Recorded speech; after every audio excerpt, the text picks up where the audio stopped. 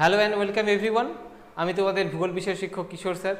আমরা নিয়মিত আমাদের এই দ্য ডিজিটাল এডুকেয়ার চ্যানেলে কিন্তু তোমাদের ক্লাস 10 এবং 12-এর ভিডিও কিন্তু ক্লাসের ভিডিও আপলোড করে থাকি।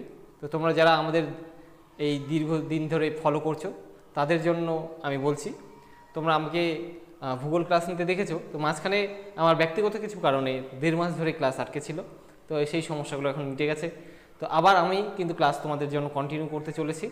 তো যাই হোক, আমরা আমার যে ক্লাসটি আজকে সেটা হলো মাধ্যমিকের ভূগোল। সেই মাধ্যমিকের ভূগোলে কিন্তু বায়ুমণ্ডল চ্যাপ্টার আমরা শুরু করেছিলাম, যেখানে বায়ুমণ্ডলের উপাদানগুলো তাদের গুরুত্বগুলো পড়ে নিয়েছি এবং বায়ুমণ্ডলের স্তর বিন্যাসও স্টার্ট করেছিলাম, যেখানে বায়ুমণ্ডলের উপাদানের ভিত্তিতে বায়ুমণ্ডলের স্তর বিন্যাস কিন্তু স্টার্ট হয়ে গেছিলো। তো আজকে আমরা যে পার্টটা পড়বো সেটা হলো বায়ুমণ্ডলের উষ্ণতার তারতম্যের ভিত্তিতে বায়ুমণ্ডলের যে স্তর বিন্যাস করা হয় সেই স্তর বিন্যাসগুলো সম্পর্কে কিন্তু পড়বো। এখান থেকে কিন্তু এবারে তোমাদের মাধ্যমিক পরীক্ষায় কিন্তু বেশ কিছু প্রশ্ন আসতে চলেছে এবং বড় প্রশ্ন হতে পারে, তাই ক্লাসটিকে খুব ভালো করে বুঝে নাও। আর ক্লাসের শুরুতেই বলে রাখি, এই টপিকটা কিন্তু তোমাদের মাধ্যমিকের যারা ক্যান্ডিডেট আছো তোমাদের ক্ষেত্রে কিন্তু ভৌতবিজ্ঞান এবং ভূগোল দুটো ক্ষেত্রেই কিন্তু এটা কমন একটা পার্ট। তো তোমরা অবশ্যই এই বিষয়টা নিয়ে কনফিউজ হবে না, কারণ তোমরা ভৌতবিজ্ঞানে যা পড়েছো ভূগোলের ক্ষেত্রে ঠিক তাই পড়তে হবে। এবং এখানেও তোমাদের উত্তরগুলো কিন্তু দু জায়গায় একই রকম উত্তর চলবে, মানে তোমরা যদি ভূগোলে পড়ে থাকো সেটা ভৌতবিজ্ঞান পরীক্ষায় পেয়ে যাও, তাহলে সেখানেও অ্যাপ্লাই করতে পারবা, লিখতে পারবা। আবার ভৌতবিজ্ঞানে যেটা পড়েছো সেটা যদি ভূগোলের ক্ষেত্রে যদি তোমাদের চলে আসে, তো সেখানে তোমরা সেটাও উত্তরটা লিখতে পারবা, দুটোই কিন্তু ঠিক হবে।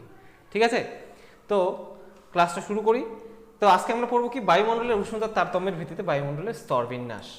উষ্ণতার তারতম্যের ভিত্তিতে বলে রাখি, বায়ুমণ্ডলকে 6টা স্তরে ভাগ করে আমরা পড়ি। তোমরা অলরেডি হয়তো ভৌতবিজ্ঞানে পড়েছো, তবু দেখো ভূগোল আর ভৌতবিজ্ঞানের মধ্যে সামান্য একটু ডিফারেন্স আছে, তো ওটা একটু শুনে নাও, জেনে নাও। এখানে একটু ডিটেলসে বেশি আছে। দেখো, প্রথম স্তরটা কি, বায়ুমণ্ডলের ভূপৃষ্ঠ সংলগ্ন যে স্তরটা সেটাই হচ্ছে কি ট্রপোস্ফিয়ার। তাহলে ভূপৃষ্ঠ থেকে 10,000 কিলোমিটার পর্যন্ত কিন্তু বায়ুমণ্ডলের যে স্তর, সেই স্তরগুলোকে উষ্ণতার ভিত্তিতে আমরা 6টা ভাগে ভাগ করব। তো আমরা ভূপৃষ্ঠ থেকে ধীরে ধীরে 10,000 কিলোমিটার অর্থাৎ ঊর্ধ্বাকাশের দিকে যাব এবং স্তরগুলোকে এক এক করে জানবো। 1 নম্বর স্তর কি, ট্রপোস্ফিয়ার। এটা কি, এটা একটা বিদেশি শব্দ, গ্রিক শব্দ থেকে এসেছে, যেখানে দুটো শব্দ নিয়ে কিন্তু এই ট্রপোস্ফিয়ার শব্দটা কিন্তু সৃষ্টি। যেটা গ্রিক শব্দ কি, ট্রপোস থেকে এসেছে, যার অর্থ হলো ক্ষুব্ধ অর্থাৎ রাগী, সবসময় মেজাজি হয়ে থাকে। আর একটা শব্দ কি, স্ফিয়ার, দুটো মিলে হয়েছে ট্রপোস্ফিয়ার। স্ফিয়ার কথার অর্থ হলো মণ্ডল। তো আমরা যে এই ভূপৃষ্ঠ সংলগ্ন স্তরটার কথা পড়ছি, এই স্তরটা সবসময় রাগী, সবসময় এর মধ্যে গন্ডগোল সমস্যা কিন্তু লেগেই থাকে ভূপৃষ্ঠ সংলগ্ন এই স্তরটায়। এর বিস্তার যদি দেখি, এর বিস্তার কিন্তু পৃথিবীর সর্বত্র কিন্তু এর বিস্তার সমান নয়, অর্থাৎ একই রকম উচ্চতা বা পর্যন্ত কিন্তু এটা পাওয়া যাবে না। কীরকম উচ্চতা, এর ঋতুভেদে ওর উচ্চতা হ্রাস বৃদ্ধি পায়। যখন ঋতু চেঞ্জ হয়, শীত এবং গ্রীষ্মে এর উচ্চতার ডিফারেন্স হয়ে যায়। শীতে সংকুচিত হয়ে যায়, শীতে কী হয়ে যায়, বায়ুমণ্ডলের স্তরগুলো ঠান্ডা হয়ে সংকুচিত হয়ে যায়। এবং গ্রীষ্মে কী হয়, প্রসারণ ঘটে, সম্প্রসারিত হয়। সেই জন্য কি, ভূপৃষ্ঠ থেকে এই স্তরটি নিরক্ষীয় অঞ্চলে 18 কিলোমিটার এবং ক্রান্তীয় অঞ্চলে 13 কিলোমিটার, আবার মেরু অঞ্চলে সংকুচিত হয়ে 8 কিলোমিটার পর্যন্ত বিস্তৃত। বোঝা গেল? অর্থাৎ এই ট্রপোস্ফিয়ারের উচ্চতা যদি আপনাদের আসে, তাহলে কি করতে হবে, গড় উচ্চতা যদি বলে তাহলে 15 কিলোমিটার লিখতে হবে। কিন্তু যদি বলে নিরক্ষীয় অঞ্চলের উচ্চতা কত, তাহলে লিখতে হবে 18 কিমি, এবং ক্রান্তীয় অঞ্চলের উচ্চতা কত, 13 কিমি। মেরু অঞ্চলের উচ্চতা আবার 8 কিলোমিটার লিখতে হবে। ঠিক আছে, এবার এই যে ট্রপোস্ফিয়ার, এই ট্রপোস্ফিয়ারের কি কি বৈশিষ্ট্য রয়েছে, ইম্পর্টেন্ট এই বৈশিষ্ট্যগুলো জানা। 1 নম্বর বৈশিষ্ট্য কি, উষ্ণতা। এর উষ্ণতা কীরকম, উষ্ণতার বৈশিষ্ট্য দেখি। এই স্তরে প্রতি 1000 মিটার বা 1 কিলোমিটার, ভূপৃষ্ঠ থেকে প্রতি 1000 মিটার বা 1 কিলোমিটার উচ্চতা বাড়ার সঙ্গে সঙ্গেই আমরা ভূপৃষ্ঠ থেকে যখন 1 কিলোমিটার 1 কিমি উপরে উঠবো, তখন উষ্ণতা কি, উষ্ণতা ভূপৃষ্ঠে ধরে নাও যদি 15 ডিগ্রি সেলসিয়াস হয় শীতকালে, তাহলে সেক্ষেত্রে উষ্ণতা আবার কি 1 কিলোমিটার উপরে গিয়ে উষ্ণতা কত দাঁড়াবে, 1 কিলোমিটার কিন্তু, 1 কিলোমিটার বা 1000 মিটার উপরে উচ্চতা গিয়ে দাঁড়াবে এই 15 ডিগ্রি থেকে 6.4 বা কোথাও কোথাও থাকে 6.5, দুটোই ঠিক, 6.4 বা 6.5 ডিগ্রি সেলসিয়াস মাইনাস করে দাও, তাহলে সেই উষ্ণতাটা সেখানে গিয়ে দাঁড়াবে। অর্থাৎ যত ভূপৃষ্ঠ থেকে উচ্চতা বাড়তে থাকবে, ততই কি হবে, এই স্তরে উষ্ণতা কিন্তু হ্রাস পেতে থাকবে, যে কারণে ট্রপোস্ফিয়ার শেষে গিয়ে আমরা কিন্তু -ডিগ্রি উষ্ণতা পেয়ে যাব। ঠিক আছে, আর এটা খুব ইম্পর্টেন্ট যে প্রতি 1 কিমি বা 1000 মিটার উচ্চতা বৃদ্ধিতে বায়ুমণ্ডলের এই যে উষ্ণতা হ্রাসের যে হার গড়ে যে 6.4 ডিগ্রি সেলসিয়াস হারে ট্রপোস্ফিয়ারে যে উষ্ণতা হ্রাস পাচ্ছে একে কি বলা হয়? উষ্ণতা হ্রাসের গড়, normal lapse rate of temperature. ঠিক আছে, ভর কীরকম? বায়ুমণ্ডলের এই স্তরে গ্যাসীয় উপাদানের মোট ভরের 75% রয়েছে, অর্থাৎ বায়ুমণ্ডলের টোটালটার যা ওজন বা ভর তার 75% এই স্তরে রয়েছে। একে কি বলা হয়? ক্ষুব্ধমণ্ডল বলা হয়। কারণ কি? এখানে জলীয় বাষ্প, মেঘ, বৃষ্টিপাত, তুষারপাত, ঝড় বৃষ্টি সব কিছুই এই ক্ষুব্ধমণ্ডল বা ট্রপোস্ফিয়ারে হচ্ছে, যে কারণে প্রথমে বললাম ক্ষুব্ধ বা রেগে আছে মনে হয়। ঠিক আছে, এই কারণে একে বলা হচ্ছে কি ক্ষুব্ধমণ্ডলও বলা হয়। ঘনত্ব যদি দেখি, ঘনত্ব কি? এখানে বায়ুর ঘনত্ব সর্বাধিক, কারণ উপর থেকে গোটা 10,000 কিলোমিটারের প্রেশারটা এখানে রয়েছে। এবং সব থেকে ভারী গ্যাসগুলো কি এই ট্রপোস্ফিয়ারে অর্থাৎ বায়ুমণ্ডলের ভূপৃষ্ঠের সংলগ্ন স্তরে রয়েছে, তাই এর ঘনত্বটাও স্বাভাবিকভাবে বেশি। এবার ট্রপোপজ কি? ইম্পর্টেন্ট প্রশ্ন এখান থেকে। ট্রপোপজ হচ্ছে ট্রপোস্ফিয়ারের ঊর্ধ্বে, যেখানে ট্রপোস্ফিয়ার প্রায় শেষ হয়ে যাচ্ছে, সেখানে প্রায় 3 কিলোমিটার ঊর্ধ্ব ট্রপোস্ফিয়ার যেখানে শেষ হচ্ছে সেই জায়গাতে প্রায় 3 কিমি উচ্চতা পর্যন্ত উষ্ণতার হ্রাস বৃদ্ধি কিছুটা হয় না, উষ্ণতাটা ওখানে গিয়ে যেন থেমে যায়, একটা কনস্ট্যান্ট উষ্ণতা থাকে। সেই জায়গাতে না উষ্ণতা বাড়ে না কিলো কমে। নর্মালি যেটা হওয়ার কথা ছিল কি, ট্রপোস্ফিয়ারে উচ্চতা বাড়ার সঙ্গে সঙ্গে উষ্ণতা কমার কথা ছিল, সেখানে গিয়ে ট্রপোস্ফিয়ার যখন শেষ হয়ে যাচ্ছে লাস্টে গিয়ে সেখানে উষ্ণতা স্থির হয়ে যাচ্ছে, এই জায়গাটাকেই বলা হচ্ছে কি ট্রপোপজ। আচ্ছা একটু বলে দেই ছবিটাতে আমি, দেখো এই যে পৃথিবী দেখতে পাচ্ছ, পৃথিবী পৃষ্ঠ, এখান থেকে এই স্তরটাই হলো প্রথম স্তরটা হলো ট্রপোস্ফিয়ার। ঠিক আছে, 1 2 করে দেখো, 1 2 3 4 5 আর এই 6 নম্বর স্তরটা এখানে রয়েছে, লেখা নেই। ঠিক আছে, এই স্তর প্রথম স্তরটা তাহলে কি বললাম? ট্রপোস্ফিয়ার। এখানে দেখো মেঘ, বৃষ্টিপাত, গ্যাস বেলুন, বিমান, ঠিক আছে, সব কিছু এখানে আছে, ঘূর্ণিঝড়, সবগুলো ঘটনাই কিন্তু এখানে ঘটছে। এবার দেখো দ্বিতীয় স্তরটা কি? বায়ুমণ্ডলের যে দ্বিতীয় স্তরটা রয়েছে সেই দ্বিতীয় স্তরটা হলো কি স্ট্র্যাটোস্ফিয়ার, যেটা ট্রপোস্ফিয়ারের ঊর্ধ্বেই রয়েছে। এটা একটা ল্যাটিন শব্দ থেকে এসছে, আগেরটাতে গেলাম গ্রিক শব্দ, এটা ল্যাটিন শব্দ। স্ট্র্যাটাম থেকে এসছে, স্ট্র্যাটামের অর্থ স্তর এবং স্ফিয়ারের অর্থ হলো কি মণ্ডল। ট্রপোপজের উপরে, ট্রপোস্ফিয়ার যখন শেষ হলো তারপরে কি পেলাম? ট্রপোপজ। এই যে দেখো এই যে এখানে আছে ট্রপোপজ। এই ট্রপোপজের ঊর্ধ্বে যেখানে ট্রপোপজ শেষ হচ্ছে সেখান থেকে কোথায়? বায়ুমণ্ডলের দ্বিতীয় যে স্তরে কি হয়, উচ্চতা বৃদ্ধির সঙ্গে সঙ্গে এবার দেখো উষ্ণতা কিন্তু বৃদ্ধি পাবে স্ট্র্যাটোস্ফিয়ারে এসে। ট্রপোস্ফিয়ারে যেখানে উষ্ণতা হ্রাস পাচ্ছিল সেখানে স্ট্র্যাটোস্ফিয়ারে এসে উষ্ণতা বৃদ্ধি পাচ্ছে, একেই বলা হচ্ছে কি স্ট্র্যাটোস্ফিয়ার। ভূপৃষ্ঠ থেকে উচ্চতা এর হচ্ছে 50 কিমি এবং ট্রপোপজ থেকে 35 কিলোমিটার। ভূপৃষ্ঠ থেকে যদি আমরা মাপি তাহলে এর উচ্চতা পাবো আমরা স্ট্র্যাটোস্ফিয়ারের 50 কিলোমিটার 50 কিমি, আর যদি আমরা ট্রপোপজ থেকে মাপি তাহলে এখান থেকে পাবো 35 কিলোমিটার। বুঝা গেছে উচ্চতা। এবার বৈশিষ্ট্য কি কি রয়েছে এখানে? বৈশিষ্ট্য দেখো উষ্ণতার বৈশিষ্ট্য কি? এই স্তরে উচ্চতা বৃদ্ধির সঙ্গে সঙ্গে বায়ুর উষ্ণতা ক্রমশ বৃদ্ধি পায় এবং সর্বোচ্চ সীমায় গিয়ে দেখো ক্রমশ বৃদ্ধি পায় এবং সর্বোচ্চ সীমায় বেড়ে সেটা 4 ডিগ্রি সেলসিয়াস হয়ে যায়। আচ্ছা, যেটা তোমাদের ট্রপোস্ফিয়ারে লেখা ছিল না, ট্রপোস্ফিয়ারের ঊর্ধ্বসীমায় গিয়ে উষ্ণতা কিন্তু -58 ডিগ্রি সেলসিয়াসে পৌঁছে যায় বা প্রায় 60 ডিগ্রি সেলসিয়াসে পৌঁছে যায় মাইনাস। সেখানে স্ট্র্যাটোস্ফিয়ারে আবার সেই মাইনাস থেকে প্লাস হতে হতে হতে হতে কি হয়ে যায়? সর্বোচ্চ সীমায় গিয়ে উষ্ণতা দাঁড়ায় +4 ডিগ্রি সেলসিয়াস। ঠিক আছে, এতটাই বৃদ্ধি পায়। এবার কি এই স্তরে ওজন, এই যে স্ট্র্যাটোস্ফিয়ার খুব গুরুত্বপূর্ণ একটা স্তর, যেখানে রয়েছে কি ওজোন মণ্ডল বা ওজোন স্ফিয়ার নামে একটা স্তর রয়েছে। এই যে ভূপৃষ্ঠ থেকে 35 কিলোমিটার উচ্চতায়, 25 থেকে 35 কিলোমিটার উচ্চতায় একটা স্তর রয়েছে যার নাম কি ওজোন স্তর। যেই স্তরটা কি বায়ুমণ্ডলের অতিবেগুনি রশ্মি শোষণ করার জন্য উষ্ণতা প্রচণ্ড বৃদ্ধি পেয়ে প্রচণ্ড গরম হয়ে থাকে। ঠিক আছে, আমরা ওজোন স্ফিয়ার এবং ওজোন মণ্ডল নিয়ে আরও পড়বো এর পরের ভিডিওতে, এখন বেশি কিছু বলবো না। আপাতত আমরা আগে কি করি, আমরা আগে শ্রেণীবিভাগটা স্তর বিন্যাসটা পড়ে নিই। দেখো দ্বিতীয় বৈশিষ্ট্য কি শান্ত মণ্ডল। এই স্তরে বায়ু একদম নিশ্চল হয়ে থাকে, বায়ু কোনো প্রবাহ বা নড়াচড়া করে না, যে কারণে বায়ু একদম স্থির। আর এই কারণেই এখানে এই স্তরে আমরা জেট প্লেন যেতে দেখি। দেখবে আকাশে যখন অনেক সময় প্লেন যায় তার পিছন দিয়ে লেজের আকারে ধোঁয়াটা ছেড়ে যায়, সেটাই হচ্ছে জেট প্লেন। মনে রাখবে যখন ওরকম দেখতে পাচ্ছ তখন তুমি বুঝে যাও যে এই প্লেনটা স্ট্র্যাটোস্ফিয়ার দিয়ে যাচ্ছে। ঠিক আছে, তবে অ্যান্টার্কটিকাতে শীতে এই স্তরে এক ধরনের বর্ণময় মেঘ দেখা যায়, যেটাকে শুক্তি মেঘ বা মাদার অফ পার্ল ক্লাউড বলা হয়। এই প্রশ্নটা আসে, শুক্তি মেঘ বা মাদার অফ পার্ল ক্লাউড কোন স্তরে দেখা যায়? তার উত্তর হবে কি স্ট্র্যাটোস্ফিয়ারে দেখা যায়। ওজোন স্তর এই স্তরেই ঊর্ধ্বাংশে দেখো এটা 25 হবে, 25 থেকে 35 কিলোমিটার উচ্চতায় কি অবস্থিত? ওজোন স্তর কিন্তু অবস্থিত।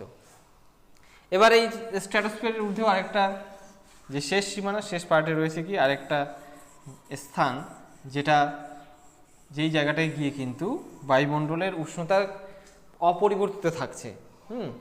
সর্বোচ্চ সীমায় গিয়ে উষ্ণতা কমেও না বাড়েও না, অপরিবর্তিত থাকে। এই জায়গাটাকেই বলা হচ্ছে কি স্ট্র্যাটোপজ। এটি 5 কিমি বিস্তৃত এবং স্ট্র্যাটোস্ফিয়ার এবং মেসোস্ফিয়ারের সীমারেখায় অবস্থিত। দেখো এর বিস্তার যদি থিকনেস যদি বলি চওড়া কতটা, 5 কিলোমিটার, এবং এটার স্ট্র্যাটোস্ফিয়ার আর মেসোস্ফিয়ারের সংযোগস্থলে অবস্থিত। এখানে উষ্ণতা দাঁড়ায় কত? 4 ডিগ্রি সেলসিয়াস। ঠিক আছে, এই হলো কি, এই হলো স্ট্র্যাটোস্ফিয়ার। এবার 3 নাম্বার দেখো, 3 নাম্বার স্তর কি? বায়ুমণ্ডলের তৃতীয় স্তরটি হলো কি মেসোস্ফিয়ার। ট্রোপোস্ফিয়ার স্ট্র্যাটোস্ফিয়ারের পরে রয়েছে এবার মেসোস্ফিয়ার। দেখো ট্রোপোস্ফিয়ার পড়লাম আমরা, তারপরে পড়লাম স্ট্র্যাটোস্ফিয়ার, আর এবারে পড়ছি আমরা কি মেসোস্ফিয়ার। ঠিক আছে, দেখো আরেকবার দেখানো, এই ছবিতে আরো ক্লিয়ার দেখা যাচ্ছে। এবার মেসোস্ফিয়ার কাকে বলা হচ্ছে? এটা একটা গ্রিক শব্দ, মেসো এবং স্ফিয়ার থেকে এসেছে। মেসো এর অর্থ হলো মধ্যম, আর স্ফিয়ারের কথা অর্থ তো আগেই পড়লাম মণ্ডল। স্ট্র্যাটোপজের উপরে বায়ুমণ্ডলের তৃতীয় যে স্তরে উচ্চতা বৃদ্ধির সঙ্গে সঙ্গে উষ্ণতা আবার কি হচ্ছে? এবার হ্রাস পাচ্ছে। দ্বিতীয় স্তরে দেখলাম কি উষ্ণতা বৃদ্ধি পাচ্ছে, এবার তৃতীয় স্তরে গিয়ে আবার উষ্ণতা হ্রাস পাচ্ছে। ঠিক আছে, তাহলে দেখো ডিফারেন্স করা গেল না? একটা জায়গায় উষ্ণতা কমছে, একটা জায়গায় গিয়ে উষ্ণতা বাড়ছে, এইভাবেই স্তর বিন্যাসটা করা হলো। তাহলে যেখানে গিয়ে আবার উষ্ণতা পুনরায় হ্রাস পাওয়া শুরু করলো তাকে আমরা আবার কি বলবো? এবার মেসোস্ফিয়ার বলবো। এটি বায়ুমণ্ডলের শীতলতম স্তর। পয়েন্ট নোট করে নাও, বায়ুমণ্ডলের শীতলতম স্তরের নাম কি? মেসোস্ফিয়ার। বিস্তার কি? এই স্তরটি ভূপৃষ্ঠ থেকে 80 কিলোমিটার উচ্চতা এবং স্ট্র্যাটোপজ থেকে এর বিস্তার কিন্তু 30 কিলোমিটার। বৈশিষ্ট্য যদি দেখি, কি কি বৈশিষ্ট্য আছে? উষ্ণতার বৈশিষ্ট্য দেখি।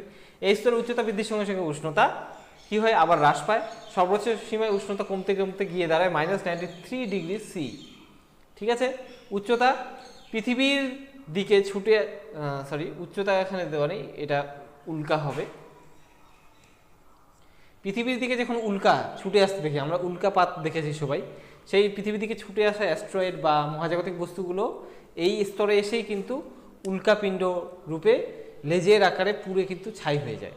ঠিক আছে, মেঘ বায়ুমণ্ডলের ঊর্ধ্বগামী পরিচালন স্রোতের জন্য জলীয় বাষ্প প্রবেশ করে অতি হালকা নৈশদ্যুতি মেঘ এখানে সৃষ্টি করে। যে দেখো মেসোস্ফিয়ারে এই যে ছবিটা দেওয়া হয়েছে, এই যে এটাই হলো নৈশদ্যুতি মেঘ।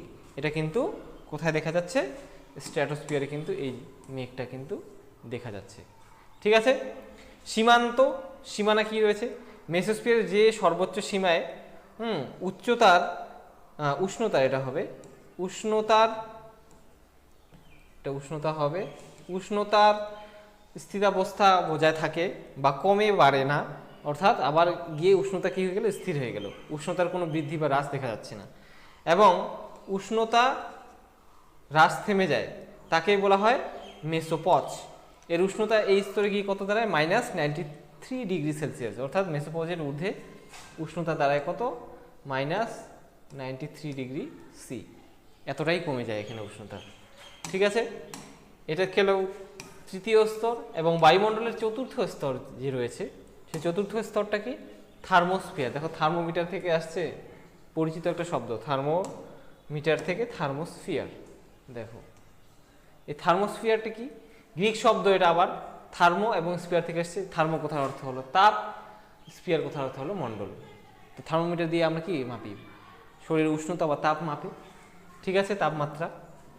তো মেসোপজের উপরে বায়ুমণ্ডলের এই ফোর্থ যে স্তরটা রয়েছে, এই স্তরে আবার কি হবে? উচ্চতা বৃদ্ধির সঙ্গে সঙ্গে উষ্ণতা প্রচণ্ড গতিতে অতি দ্রুত হারে বৃদ্ধি পাবে। তাই একে কিন্তু এরকম নাম করা হয়েছে। এর নামকরণটা থার্মোস্ফিয়ার এমনি এমনি হয়নি। এই স্তরে এসে কি হবে? বায়ুমণ্ডলের উষ্ণতা বৃদ্ধির যে হারটা আছে, নিচের যে স্তরগুলো রয়েছে, যেটা আমরা স্ট্র্যাটোস্ফিয়ার দেখলাম উচ্চতা বৃদ্ধির সঙ্গে সঙ্গে উষ্ণতা আবার বৃদ্ধি পায়, এই থার্মোস্ফিয়ারে এসে এই উষ্ণতা বৃদ্ধির হারটা কিন্তু আরও প্রচণ্ড হারে বেড়ে যাবে। বায়ুমণ্ডলে এই স্তরে এসে উষ্ণতা খুব বেশি দ্রুত হারে বাড়তে থাকবে। বিস্তার, এই স্তরটি ভূপৃষ্ঠ থেকে 500 কিলোমিটার এবং মেসোপজ থেকে প্রায় 420 কিলোমিটার উচ্চতা পর্যন্ত বিস্তৃত। ঠিক আছে, এর বৈশিষ্ট্য কি? উষ্ণতা দেখো, এই স্তরের উচ্চতা বৃদ্ধির সঙ্গে সঙ্গে উষ্ণতা অতি দ্রুত হারে বৃদ্ধি পায়, সর্বোচ্চ সীমায় উষ্ণতা গিয়ে দাঁড়ায় 1200 ডিগ্রি সেলসিয়াস। তাহলে ভাবো কত দ্রুত হারে উষ্ণতাটা বৃদ্ধি পায়, এত বেশি তাপমাত্রা হয়ে যায় ওই স্তরের ঊর্ধ্বে গিয়ে। কারণ এখানে কি কারণে এত উষ্ণতা দ্রুত হারে বাড়ছে? কারণ এখানে সূর্যের রঞ্জন রশ্মি, গামা রশ্মি আর অতিবেগুনি রশ্মি এই স্তর দ্বারা কিন্তু শোষিত হচ্ছে। দেখো এই স্তরগুলো আছে জন্যই কিন্তু আমরা সূর্যের অতি বেগুনি রশ্মি বা ক্ষতিকারক রশ্মি, যেগুলো আমাদের গায়ে পড়লেই আমরা হয়তো পরলোক গমন করব, সেই রশ্মিগুলোকে কিন্তু শোষণ করে করে ফিল্টার করে করে কিন্তু বায়ুমণ্ডলের ট্রপোস্ফিয়ারে পাঠাচ্ছে। তাহলে এই বায়ুমণ্ডলের কিন্তু প্রচুর গুরুত্ব রয়েছে, যেগুলো কিন্তু আমরা পরে আবার পড়ব। তো 2 নম্বর বৈশিষ্ট্য কি? ঘনত্ব দেখি। এখানে বায়ুর ঘনত্ব খুবই কম, এই স্তরটা খুবই হালকা, ঘনত্ব বায়ুর ঘনত্ব খুব কম, যেটা ট্রপোস্ফিয়ারে খুবই বেশি ছিল সেখানে এখানে এসে কী হয়ে গেলো? খুব কম। কিন্তু উষ্ণতা দেখো প্রচণ্ড বেশি, ফলে বিস্তৃতি অধিক হলেও বায়ুমণ্ডলের মোট ভরের 200 ভাগের 1 ভাগ ভর কিন্তু এই স্তরটা ধারণ করেছে। উপাদান কি? এই স্তরটি মূলত আণবিক নাইট্রোজেন আর পারমাণবিক অক্সিজেন দ্বারা গঠিত। তা এই স্তরকে অনেক সময় এই কারণে আণবিক নাইট্রোজেন ও পারমাণবিক অক্সিজেন স্তরও বলা হয়। আর কি? একে আয়ন মণ্ডলও বলা হয়। কারণ কি? এখানে বায়ুর অণুগুলো সর্বদাই আয়নিত অবস্থায় থাকে, অর্থাৎ H+, যে কেটায়ন এনায়ন তোমরা পড়েছো, ঠিক ওরকম অবস্থায় থাকে। ঠিক আছে, আর কি বৈশিষ্ট্য? গুরুত্বপূর্ণ বৈশিষ্ট্য, এই বৈশিষ্ট্যগুলো গুরুত্বপূর্ণ যেগুলো এগুলোই রেখেছি, তোমাদের অবশ্যই জানতে হবে। এই স্তরেই কি করে? বেতার তরঙ্গ গিয়ে প্রতিফলিত হয়। ঠিক আছে, এই থার্মোস্ফিয়ারে গিয়ে পৃথিবী থেকে বেতার স্টেশন থেকে, অর্থাৎ কোনো ব্রডকাস্টিং রেডিও স্টেশন হতে পারে, কোনো ডিশ টিভি চ্যানেল হতে পারে, ওরা ওখান থেকে যে ছবিটা বা প্রোগ্রামটা সম্প্রচারিত করে, সেই প্রোগ্রামটা কি তরঙ্গ আকারে এই থার্মোস্ফিয়ারে যায় আর এখান থেকে প্রতিফলিত হয়ে আবার ভূপৃষ্ঠের দিকে ফিরে আসে। ফলে এখানে যে স্টেশনটা আছে, এখান থেকে প্রোগ্রামটা চালানো হচ্ছে বা খবরেরটা বা নিউজটা বা অনুষ্ঠানটা প্রচারিত করা হচ্ছে, আর সেটা থার্মোস্ফিয়ারে গিয়ে রিফ্লেক্ট হয়ে কোথায়? আমাদের বাড়িতে যে ডিশ আছে বা আমাদের বাড়িতে যে রেডিও অ্যান্টেনা আছে, সেখানে গিয়ে কি রিসিভ হয়ে আবার সেটটপ বক্সে গিয়ে সেটা ছবি আকারে গিয়ে ছবি হয়ে গিয়ে কি আমাদের টিভিতে কিন্তু ফুটে আসছে। এই প্রসেসটা কিন্তু এই থার্মোস্ফিয়ার আসার জন্যই সম্ভব হচ্ছে, নাহলে কিন্তু টিভি রেডিও আবিষ্কার করা সম্ভব হতো না, অর্থাৎ বেতার তার ছাড়া যে সম্প্রচার সেটা সম্ভব হতো না। ঠিক আছে, তারপরে কি? মেরুজ্যোতি, অরোরা। এই মেরুজ্যোতি বা অরোরা কিন্তু এখানে দেখা যায়, যেটা আমরা কি উচ্চ অক্ষাংশে, হ্যাঁ, মেরুর আশেপাশে কিন্তু ঊর্ধ্বাকাশে যে সময় রাত্রি চলে, যে 6 মাস, সেই সময় কিন্তু আকাশে এক ধরনের আলোক ছোটা দেখা যায়, যেটাকে কিন্তু অরোরা বা মেরুজ্যোতি বলা হয়। এগুলো প্রশ্নও আছে। উত্তর গোলার্ধে সুমেরু দেখে বলা হয় কি? কি বলা হয় একে? একে বলা হয় অরোরা অস্ট্রালিস। এবং দক্ষিণ গোলার্ধে কুমেরুতে একে বলা হয় কি? একে বলা হয় অরোরা বোরিয়ালিস। ঠিক আছে, আচ্ছা। এক্সোস্ফিয়ার 5 নম্বর স্তরটা কি? 5 নম্বর স্তর হলো আমাদের এক্সোস্ফিয়ার। দেখো থার্মোস্ফিয়ারের পরেই রয়েছে কি? এবার এক্সোস্ফিয়ার। এই স্তরটাই হলো এক্সোস্ফিয়ার। এটাও গ্রিক শব্দ থেকে এসে, এক্সো এর অর্থ হলো বাইরে এবং স্ফিয়ারের অর্থ হলো মণ্ডল। তাহলে বায়ুমণ্ডলের বাইরের দিকে যে স্তরে উচ্চতা বৃদ্ধির সঙ্গে সঙ্গে উষ্ণতা আবার বৃদ্ধি পাচ্ছে, এরপর থেকে উষ্ণতা বৃদ্ধি পেতে থাকবে, তাকে এক্সোস্ফিয়ার বলে। এটি বায়ুমণ্ডলের উষ্ণতম স্তর। পয়েন্ট নোট করে নাও। উষ্ণতম স্তর কি? এক্সোস্ফিয়ার। শীতলতম স্তর কি বলেছিলাম? খাতা দেখে নাও তোমরা লিখেছো কি নেই। দেখো, এই জন্যই বললাম যে সঙ্গে সঙ্গে খাতা পেন নিয়ে বসতে হবে, লিখতে হবে, ইম্পর্টেন্ট জায়গাগুলো আমি বলতে থাকবো। বিস্তার যদি দেখি, এই স্তরটি ভূপৃষ্ঠ থেকে 750 কিমি এবং থার্মোস্ফিয়ার থেকে বিস্তার 250 কিমি, অর্থাৎ ভূপৃষ্ঠ থেকে এখান থেকে যদি মাপি তাহলে 750 কিলোমিটার, এবং এই থার্মোস্ফিয়ার থেকে এর উচ্চতা হলো কি 250 কিলোমিটার। এই স্তরে কি থেকে দেখো কৃত্রিম উপগ্রহ বা স্যাটেলাইটগুলো যে থাকে, আমাদের স্যাটেলাইট স্টেশন কিন্তু এটাই, এই এক্সোস্ফিয়ার। এই এক্সোস্ফিয়ার স্তরেই স্যাটেলাইটগুলো পৃথিবীকে এরকম করে আবর্তন করতে থাকে। ঠিক আছে, বৈশিষ্ট্য কি? উষ্ণতা। এই স্তরে উচ্চতা বৃদ্ধির সঙ্গে সঙ্গে উষ্ণতা বৃদ্ধি পায়, তবে তা থার্মোস্ফিয়ারের মতো দ্রুত নয়। থার্মোস্ফিয়ার এক্সোস্ফিয়ারকে এইভাবে আলাদা করা হয়েছে। থার্মোস্ফিয়ারের উষ্ণতা বৃদ্ধির হার মারাত্মক দ্রুত গতিতে হয়। দেখো 0 থেকে কখন 1200 পৌঁছে গেছে, আবার এই স্তরে গিয়ে উষ্ণতা বৃদ্ধি পায়, তবে সেই উষ্ণতা বৃদ্ধির হারটা স্লো ডাউন হয়ে যায়। সেই জন্য সর্বোচ্চ সীমায় গিয়ে 1200 থেকে শুরু করেও উষ্ণতা মাত্র 400 ডিগ্রি বেড়ে 1600 ডিগ্রি সেলসিয়াস হয়। কিন্তু থার্মোস্ফিয়ারের যে হারে বৃদ্ধি পেয়েছে, সেই হারে কিন্তু বৃদ্ধি পেল কি? পেল না।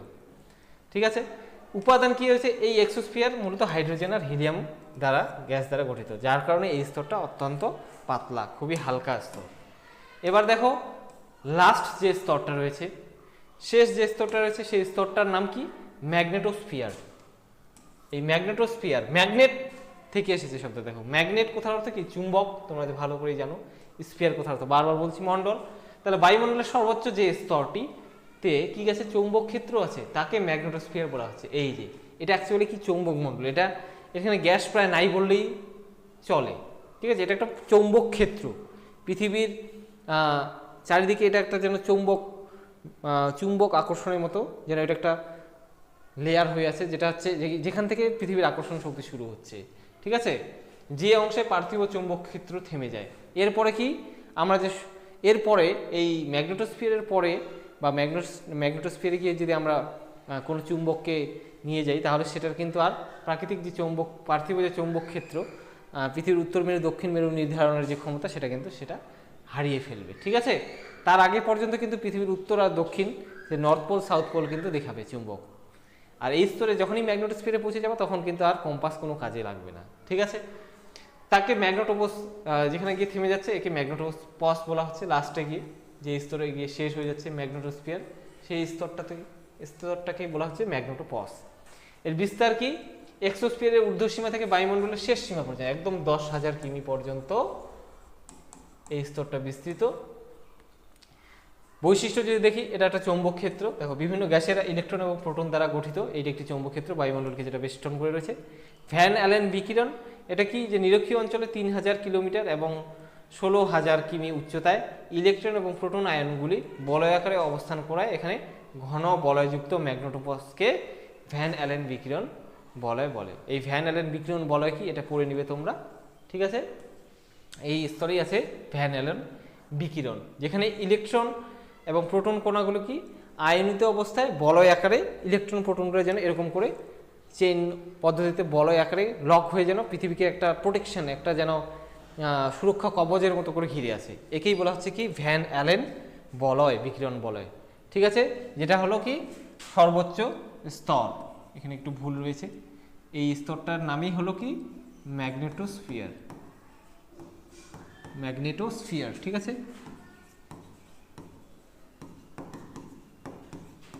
তো এই হলো আমাদের বায়ুমণ্ডলের 6টি স্তর। আশা করছি তোমরা সবাই খুব ভালো করে বুঝতে পেরেছো যে প্রথম থেকে শেষ পর্যন্ত স্তরগুলো তোমরা সবাই, এই যে আমি পিপিটিতে আমাদের স্লাইডের মধ্যে যে বিষয়গুলো রেখেছি, যে টপিকগুলো রেখেছি, যে পয়েন্টগুলো রেখেছি, সেগুলো কিন্তু তোমরা সামারি হিসেবে খাতায় লিখে রেখো। এগুলোই তোমাদের ওষুধের মতো কাজ করবে পরীক্ষায়, তোমাদের কী হবে, দ্রুত রিভাইজ করতে সুবিধা হবে, ঠিক আছে। আর তোমরা অবশ্যই ভিডিও দেখার সঙ্গে সঙ্গে এগুলো নোট ডাউন করে রাখো, স্ক্রিনশট নিয়ে লিখতে থাকো।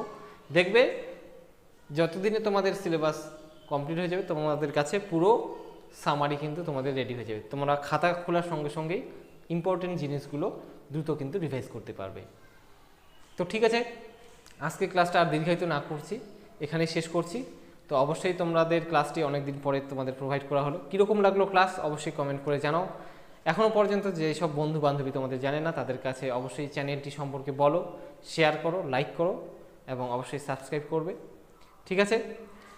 তো সবাই খুব ভালো থেকো, সুস্থ থেকো এবং যত পরীক্ষার দিন এগিয়ে আসছে, পড়াশোনার গতি তত বাড়াও।